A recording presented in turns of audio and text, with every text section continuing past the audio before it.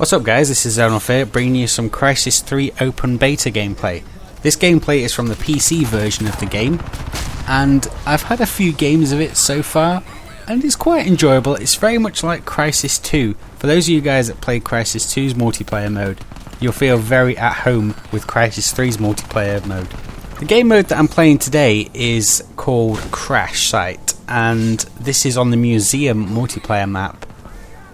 The objective of the game is to secure crash pods, and the longer you hold them, the more points you build up. The first team to reach 200 points wins the game, so you've basically got to capture and hold these crash pods. There's also another game mode as well, which I've tried a little bit of, called Hunter, and that's a lot of fun actually. I've had a couple of games of that and it is quite fun. It's also very difficult as well. But what happens in that game mode is once you are eliminated from the survivors team, you then go on to the hunters team, and you basically have to hunt down the survivors, the team that you were on just a second ago. So if you get eliminated on hunter mode, you become a hunter and have to hunt down the remaining survivors. Graphically speaking, Crysis 3 looks absolutely fantastic. I'm playing this on a GeForce GTX 550 Ti at 1680 by 1050, and it's quite a demanding game. There have been quite a few occasions while I've been playing the multiplayer where my frame rate has dropped into the sort of mid 20s, so it's quite a demanding game. If you're playing on anything less than a GeForce GTX 550 Ti, I can't imagine this game is going to be a very enjoyable experience for you, because there were more than enough occasions where I ended up dying because my frame rate all of a sudden just took a nosedive. The processor that I'm using for this game is my good old AMD Phenom X6 1055T at stock clocks, and it performs well enough in this game. Crysis 3 appears to be more of a GPU heavy game rather than something which heavily relies on the CPU. So as long as you have a really good graphics card and a decent quad core processor, you're going to be doing just fine with this game. The multiplayer is very much like Crysis 2, as I mentioned previously. A lot of people have mixed opinions about Crysis 2. Personally, I really enjoyed the single player of Crysis 2. The multiplayer wasn't quite my cup of tea. One of the biggest problems I had with it was the absolutely insane bullet damage, where a single toe shot would floor you. That seems to have been adjusted slightly in Crysis 3, and you can now take a few more rounds than you could in Crysis 2. So it's not as frustrating, for me at least, to play the multiplayer. The damage model has been toned down a tiny bit to change it more from realism to fun. A lot of people get that mixed up in games. Often you hear, oh, but being shot by this is completely realistic. You would die in one hit. And it kind of takes away from the actual meaning of games, which is fun. A lot of the time, really high bullet damage ruins multiplayer games, because it's good to have some sort of inclination that you're actually being attacked from some sort of direction before you go down. And some multiplayer games make the mistake of implementing such high bullet damage that you really can't do anything, and that makes for a really frustrating experience. Crysis 3 thankfully addresses some of the issues that I had with Crysis 2's multiplayer, in particular the insane bullet damage. So this looks like it's going to be a more enjoyable multiplayer game mode to play. My favourite game mode at the moment is Crash Site. I think that comes more from the fact that it kind of feels very conquesty for those of you guys that have played Battlefield, where you capture and hold crash pods. So it kind of has a sort of conquest feel to it. So if you've played Battlefield before, you may enjoy the Crash Site game mode.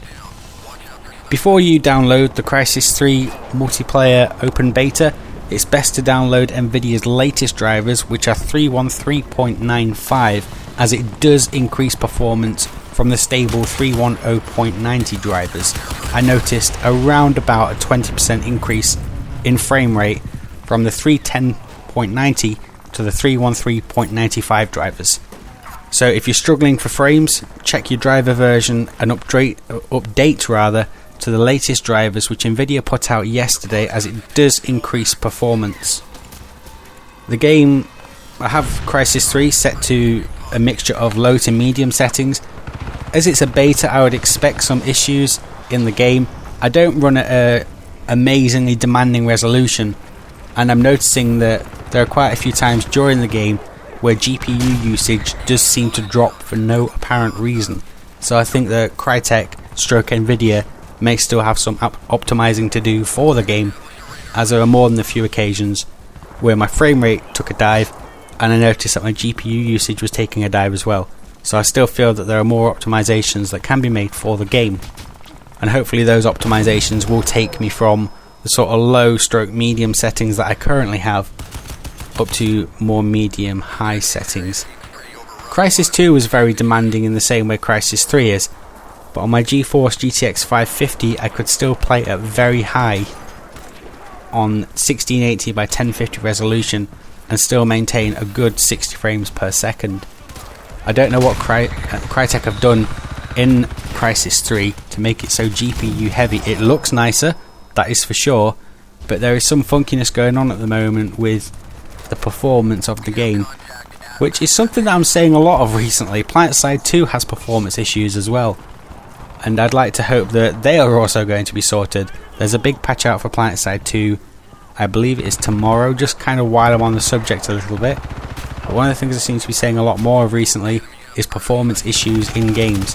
I do hope that Nvidia stroke Crytek can sort out the GPU optimization on the games, as I don't have the most powerful graphics card in the world, but it would be nice to get a bit better performance, as really I'm not seeing a fantastically running game at the moment, and it's hardly some sort of weak graphics card from the early 2000s. I went something like 11 for 6 in this game. One of the problems that I have with the multiplayer, which is more me, is the kind of slowness at which you seem to move. I know that you can increase that by sort of adjusting your sensitivity and things like that, but generally you seem to be able to only turn around so quick, and that kind of gets me killed an awful lot. I like the ability to be able to do a 180 sort of just like that, when I feel like. The aiming is good. When you're firing at anything more than close quarters though, and you're aiming down the sights, it becomes a bit hit and miss when you're actually going to, if you're going to kill your target. So controlled aiming is required. Another one of the things that people are running around with an awful lot of at the moment in multiplayer is shotguns. Shotguns and melee like this guy. I'm dying quite a lot because of a shotgun and a melee and a shotgun and a melee combination, which is quite annoying. But usually, well, that kind of takes advantage of the fact that medium range shooting is so-so unless you do it in controlled bursts. These are my initial impressions on the Crysis 3 multiplayer open beta. Hopefully I'll have some more coming for you for Crysis 3. Stay tuned guys, do let me know what you think of the game in the comments if you've already played it. Until next time, take care.